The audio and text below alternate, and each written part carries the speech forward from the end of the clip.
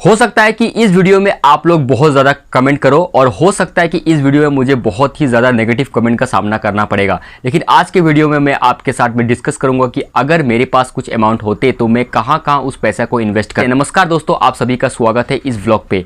आइए चलते हैं कि मैं अगर मेरे पास कुछ अमाउंट होता तो मैं कहां इन्वेस्ट करता, और हो सकता है कि इन फ्यूचर में मेरे पास जब वो सब अमाउंट आ जाएंगे तो मैं ये सब जगहों में इन्वेस्ट करूँगा।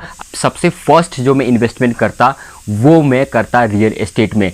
Real estate in the sense कि अगर कोई ज़मीन का टुकड़ा खरीद के उस पर मकान बना देना और उसको रेंट पे दे देना, या तो अगर रोड साइड में कोई ज़मीन मिल रहा है उसको लेके वहाँ आप दुकान का एक कंस्ट्रक्शन करके उसको रेंट पे दे देना है, यानी रियल एस्टेट बिजनेस। और उस चीज़ को आप 5 साल 6 साल के बाद में जब उसको हम लोग सेल करेंगे तो उसमें बहुत ही ज़्यादा रिटर्न्स आपको देखने को मिलेगा। तो ये चीज़ मेरा बहुत ही ख्वाहिश है रियल एस्टेट वाला।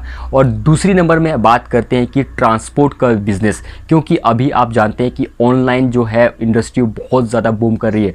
लोग ऑनलाइन से सामान मंगवा रहे हैं और ऑन टाइम डिलीवरी की बात होती है, यानी जो चीज़ उन लोग ऑर्डर की आज तो कल तक उसे पहुंच जाना चाहिए। इस सिस्टम के लिए एक ट्रांसपोर्ट सिस्टम बहुत ही ज़रूरी पड़ता है। अगर आपका ट्रांसपोर्ट सिस्टम बढ़िया है, जैसे कि अभी मैं फ़िलहाल गांव में रहता हूं, तो और हम लोगों का मेन टाउन बहुत दूर है, लेकिन वो मेन टाउन से लेके गांव तक का जो डिलीवरी का जो प्रोसेस होता है वो उसमें अगर इन्वेस्ट कर दिया जाए तो बहुत ही अच्छा इनकम होता है। तीसरी चीज़ मैं क्या करूँगा कि ऑर्गेनिक फार्मिंग की बिज़नेस। ऑर्गेनिक फार्मिंग इसलिए क्योंकि आजकल सारे लोग हेल्थ कॉन्शियस हो चुके हैं, उनको पता है कि क्या चीज़ उसे खाना है और क्या चीज़ उसे नहीं खाना है, और ज़्यादातर अगर ऑर्गेनिक सामान उनको मिलता है तो वो लोग मतलब ज़्यादा उसमें इंटरेस्ट करते हैं। और ऑर्गेनिक का भी सिस्टम जो मैंने सोचा है कुछ अलग से, कि अगर मतलब डिलीवरी सिस्टम, अगर कोई मुझे फ़ोन करते हैं कि आपको ये सब सामान चाहिए और उसको ऑर्गेनिक ही पैक करके उसको उसके घर पे डिलीवरी कर दिया जाए, ये सब सिस्टम।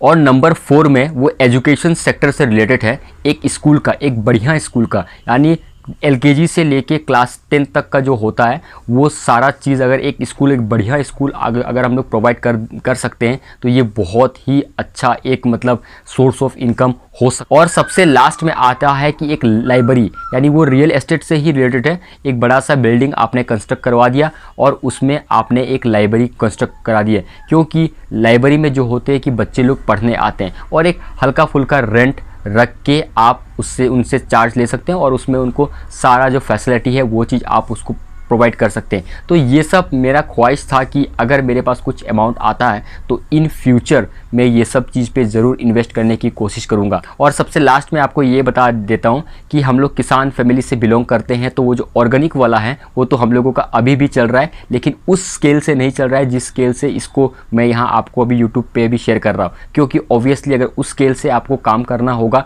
तो इसमें आपको कहीं ना कहीं सबसे पहले इन्वेस्टमेंट की ज़रूरत पड़ती है। और अभी फ़िलहाल जैसे आप जान रहे हैं कि इस यूट्यूब चैनल से मेरा इनकम ना के बराबर हो रहा है, तो कहीं भी मैं इन्वेस्टमेंट नहीं कर सकता। ये मेरा एक दिल की ख्वाहिश थी, मैंने सोचा कि आप सभी को शेयर कर दूं। हो सकता है कि ये वीडियो आप लोग देखने के बाद में ये वायरल चल जाए। अगर ये वीडियो वायरल जाती है और इसमें इनकम आती है तो इसका जो भी अमाउंट आएगा उसका मैं इन्वेस्टमेंट ऑर्गेनिक फार्मिंग में कर दूंगा, क्योंकि मैं स्टार्टिंग ऑर्गेनिक फार्मिंग से करना चाहता हूं। पहले ऑर्गेनिक फार्मिंग होगा, फिर एजुकेशन सेंटर होगा, उसके बाद में रियल एस्टेट का बिजनेस में उतरेंगे, उसके बाद में ट्रांसपोर्ट का बिजनेस में उतरेंगे। तो अपना छोटा भाई समझ के ही मुझे कमेंट कर दीजिएगा ताकि मैं सही रास्ते पे चलूँ, और जो भी प्रोग्रेस होगा मैं आपको अपने इस व्लॉग चैनल के माध्यम से शेयर करता रहूँगा। मिलते हैं नेक्स्ट व्लॉग पे।